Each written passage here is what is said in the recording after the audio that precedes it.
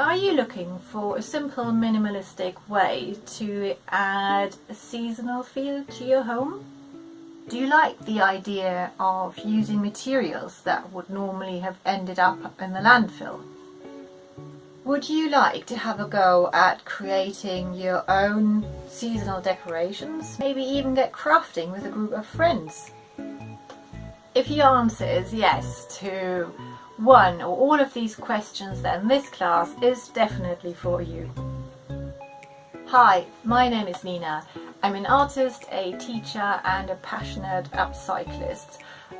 In this class I'm going to show you how to turn old book pages into stars and create a star garland,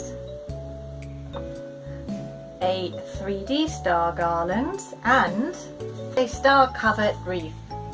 For the first two options we are going to use a sewing machine to create the star garlands.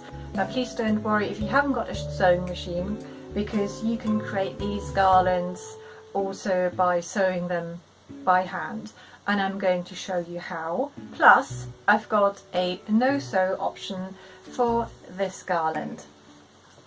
So if this sounds like something you're interested in, then why not join us? I would love to see you in my class.